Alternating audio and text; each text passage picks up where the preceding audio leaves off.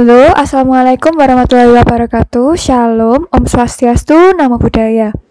Kita sekarang sedang memasuki modul kelima, yaitu mengenai Production System Western dan Eastern, dan juga mengenai Toyota Production System. Untuk tujuan praktikum ini sendiri, yang pertama memahami konsep sistem produksi Western, lalu memahami konsep sistem produksi Eastern, dan yang terakhir adalah memahami konsep sistem produksi Toyota. Yang pertama, kita harus tahu dulu nih, apa sih maksudnya sistem produksi? Kalau misalnya dari berbagai sumber nih, jika digabungkan, maka dapat didapatkan bahwa sistem produksi adalah gabungan dari entitas-entitas yang saling berhubungan dan membentuk suatu proses transformasi dari input menjadi output sehingga memiliki nilai yang lebih atau added value. Di referensi lain pun ada yang menyebutkan bahwa sistem produksi dapat didefinisikan sebagai sistem yang terdiri dari kumpulan manusia, peralatan, dan prosedur yang terorganisir untuk menyelesaikan proses manufaktur suatu perusahaan, seperti itu. Dan kemudian untuk sistem produksi sendiri sebenarnya dibagi menjadi dua ya. Yang pertama itu sistem produksi Western, yang kedua sistem produksi Eastern atau salah satunya adalah sistem produksi Toyota. Yang pertama kita akan masuk ke sistem produksi Western. Asal muasal dari sistem produksi Western yaitu dari otomasi Detroit, yaitu pembuatan mobil oleh Ford. Asalnya sendiri dari Amerika dan Eropa. Kemudian mula-mula itu muncul adanya alat bantu penanganan material atau material handling, sehingga proses yang dilaksanakan menjadi suatu lini kontinu. Namun kita tidak mempelajari ini lebih lanjut karena untuk material handling itu akan dipelajari di bidang ergonomi. Kemudian untuk ciri-ciri sistem produksi Western, yang pertama adalah melakukan forecasting untuk menentukan kuantitas produksi. Yang kedua, melakukan optimasi dalam berbagai hal, yaitu penjadwalan produksi, penentuan kebutuhan bahan, kebutuhan mesin, pekerja, dan lain-lain. Kemudian sudah mulai terdapat departemen pengendalian kualitas. Lalu juga terdapat gudang receiver atau warehouse untuk penyimpanan inventory. Nah, di sistem produksi Western ini menggunakan push system, di mana push system ini identik dengan adanya inventory pada sistem produksinya, seperti itu. Akan terlihat jelas bedanya pada sistem produksi Eastern, di mana menggunakan pull system yang sebisa mungkin menolkan inventory, seperti itu. Kemudian jenis yang kedua ada sistem produksi Eastern. Asal muasalnya itu adalah adanya krisis minyak dunia pada tahun 1970.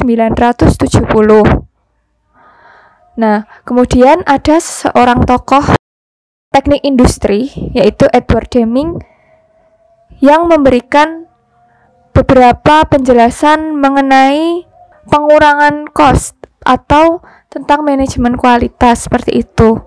Nah, sistem produksi Eastern sendiri dikenal juga dengan nama just in time dari Jepang, dan nantinya juga bisa kita sebut sebagai Toyota Production System, seperti itu. Nah, di sistem produksi Eastern ini yang paling penting adalah mengeliminasi waste, seperti itu.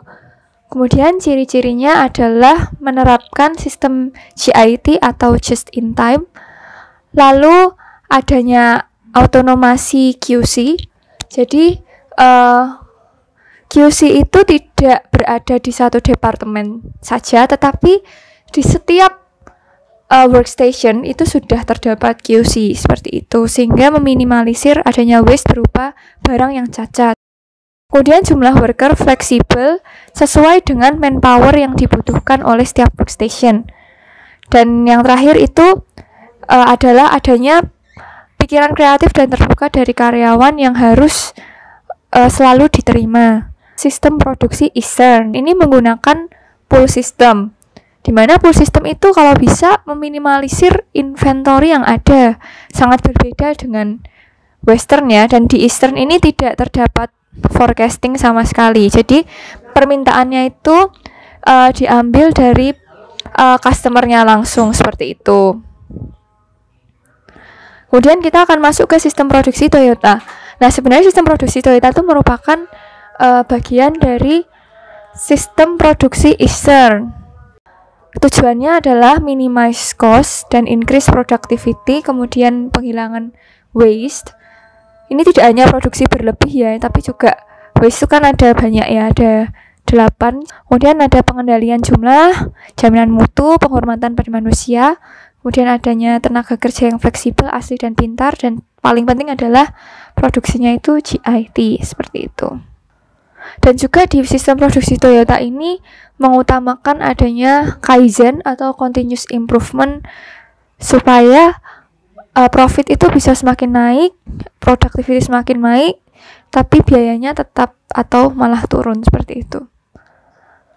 Kemudian kita akan masuk ke House of TPS atau House of Toyota Production System.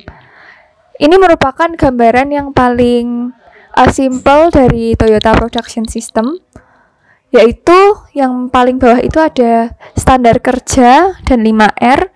Teman-teman bisa sambil lihat di modul standar kerjanya apa saja dan 5R-nya apa saja.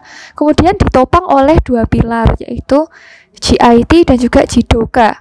Teman-teman bisa juga sambil baca modul apa sih itu GIT dan JIDOKA itu apa. Supaya teman-teman lebih jelas, nanti akan dijelaskan di game Toyota Production System, seperti itu.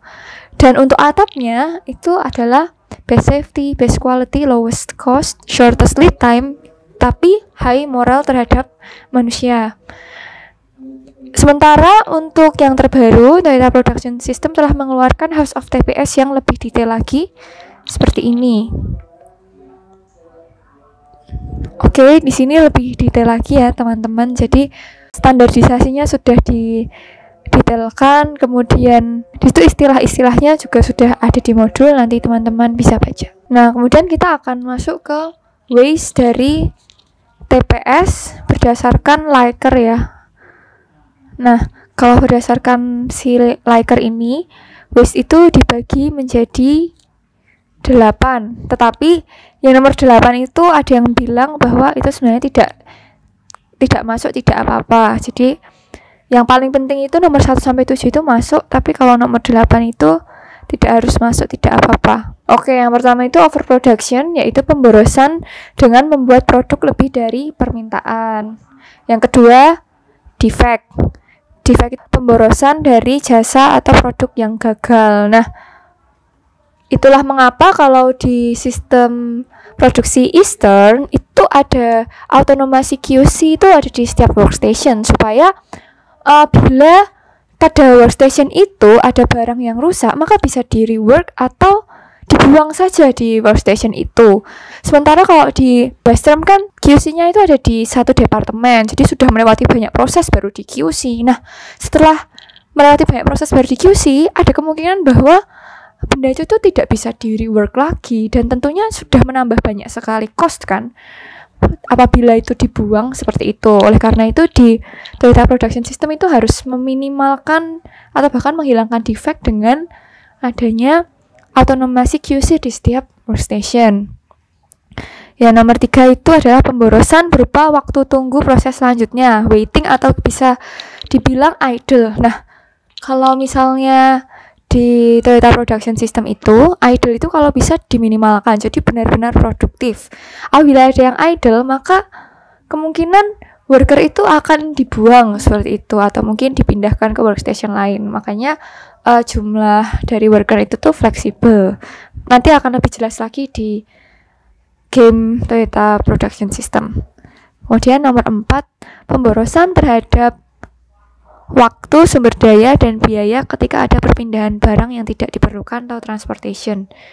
Ini ada kaitannya dengan ergonomi juga ya. Jadi kadang itu ada barang yang sebenarnya tidak perlu untuk diantar satu jumlah, tapi bisa beberapa jumlah, itu bisa langsung diantar. Nah, itu termasuk yang harus dioptimalkan di Toyota Production System.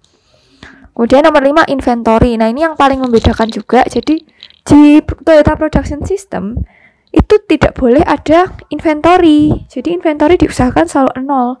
sangat berbeda ya dengan Western production system. Di sana justru harus ada inventory supaya tidak terjadi unmet demand. Jadi ada pro kontranya juga. Di TPS ini memang meminimalkan inventory, namun ada juga kemungkinan bahwa jika lead time-nya itu tidak terpenuhi, maka akan ada unmet demand. Oleh karena itu di TPS ini inventory lead time itu menjadi sangat penting. Jadi lead time-nya harus sangat cepat, pendek, sehingga tidak ada unmet demand sama sekali dan inventory tetap dijaga untuk 0 seperti itu. Kemudian nomor 6, adanya pemborosan waktu usaha pada pergerakan manusia yang tidak perlu, yaitu motion. Ini bisa dipelajari lebih lanjut di ergonomi, yaitu gerakan-gerakan terbrik itu ya. Kemudian nomor 7 ada overprocessing atau pemborosan terhadap proses yang melebihi requirement. Jadi seperti ini, misalnya kita hanya perlu ban itu yang punya 7 ruji-ruji. Itu saja sudah cukup, sudah memenuhi kualitas. Tapi apabila perusahaan itu menambah jadi 8 atau 9, memang ya itu jadi akan lebih kuat, tapi itu kan tidak menambah nilai jual ya. Jadi sama aja kita boros di bahan maupun di tenaga gitu. Jadi membuat itu yang secukupnya. Setelah itu yang nomor 8 itu adanya unused talent atau bakat atau ide yang tidak didengarkan, seperti itu ya. Tapi ini kadang tidak dipakai. Jadi ada yang menyebutkan 7, tapi ada juga yang 8. Jadi yang nomor 1 sampai 7 itu penting, yang 8 boleh disebutkan, boleh juga tidak. Nah, oleh karena itu di House of TPS itu sangat menghormati manusia ya. Jadi talent ini itu harus benar-benar dimaksimalkan. Oke, untuk pengantar sistem produksi sendiri cukup sampai sini. Nanti kita akan lanjut ke game Toyota Production System.